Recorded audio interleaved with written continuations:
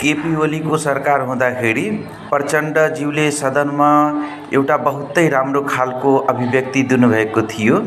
त्यसको भिडियो एकपल्ट हेर्नुहोस् त साथीहरू, एकदम अत्यन्तै राम्रो भिडियो छ, हेर्नु है। एकातिर प्रतिपक्षी पार्टीका सभापतिमाथि सङ्गठित अपराधको समेत मुद्दा किन थपिएन भनेर महान्यायाधिवक्ता कार्यालय मार्फत जिल्ला सरकारी वकिलको सरुवा अनि छानबिन सुरु हुन्छ। अर्कोतिर त्यही दिन सरकारी जग्गा भ्रष्टाचारमा आरोपित सत्तारूढ सांसदमाथि मुद्दा नचलाउने निर्णय सरकारी वकिलको कार्यालयले गर्छ। सत्ताको यो तहको दुरुपयोग र मत्स्य न्यायले हामीलाई कहाँ पुर्याउला? साथीहरू गम्भीर रूपले विचार गर्नु भएको छ। तपाईहरुलाई लागेको थियो यति भएपछि माओवादी र विपक्षीहरूलाई बढारिन्छ भन्ने लागेको थियो सायद तपाईहरुलाई।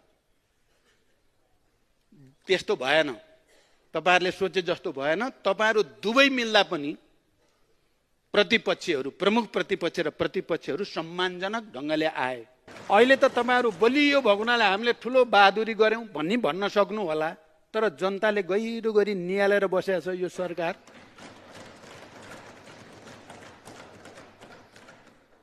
सरकार बलियो त्यति बेला देखिन्छ जब कसैसँग राजनीतिक प्रतिशोध लिनुपर्ने हुन्छ। त्यसको सबभन्दा ठुलो उदाहरण राष्ट्रिय स्वतन्त्र पार्टीका सभापति रवि लामिछाने हुनुहुन्छ।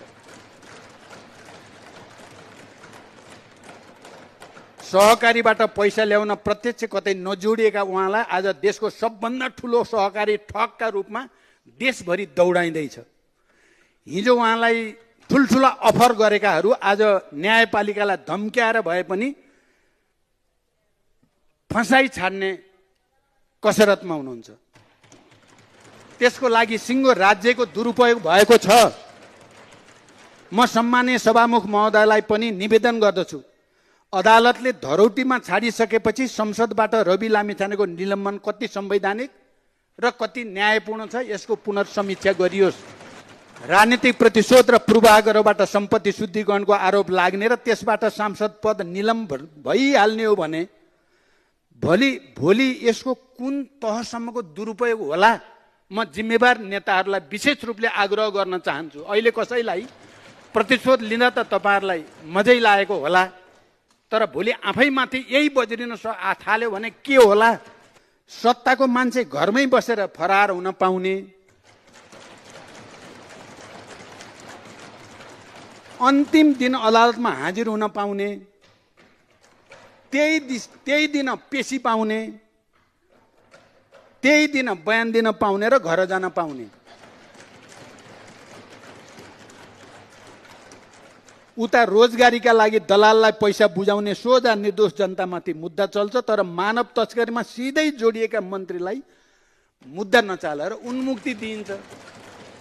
राजस्व छलीमा विशेष र सर्वोच्च अदालतले दोषी ठहर गरेर केही अरब नै जरिवाना तिराएको अनि ललिता निवास प्रकरणमा सरकारी अनुसन्धानमा रहेको व्यक्तिलाई दायाँ राखेर एउटा पार्टीको अध्यक्ष र यो मुलुकको प्रधानमन्त्री ढुक्कले आफ्नो पार्टी कार्यालयको भूमि पूजन गर्छन्। कर छली प्रमाणित भएको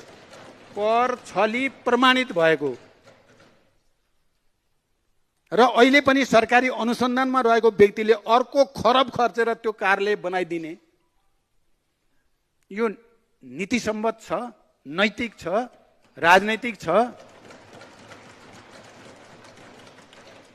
कानुनी छ? उता सहकारी अपचलनमा सिधै संलग्न नभए पनि कम्पनीमा सहकारीको रकम आएकै कारण अर्का एउटा पार्टीको अध्यक्ष महिनौं हिरासतमा राखिन्छ। उसलाई सम्पत्ति शुद्धिकरण र सङ्गठित अपराधको मुद्दा चलाइन्छ। यदि दोस्रो नेतालाई सङ्गठित अपराध मान्ने हो भने पहिलो नेता त्यो अपराधबाट कसरी जोगिन सक्छ? कर छली र ललिता निवास प्रकरणमा आएको पैसाले केन्द्रीय कार्यालय बनाइरहेको पार्टी सङ्गठित अपराधको मतियार हो कि होइन? सम्मानित संसदमा म फेरि एकपटक दोहोर्याउन चाहन्छु, हामी अब तपाईहरुको सत्ताको खेलमा छैनौं।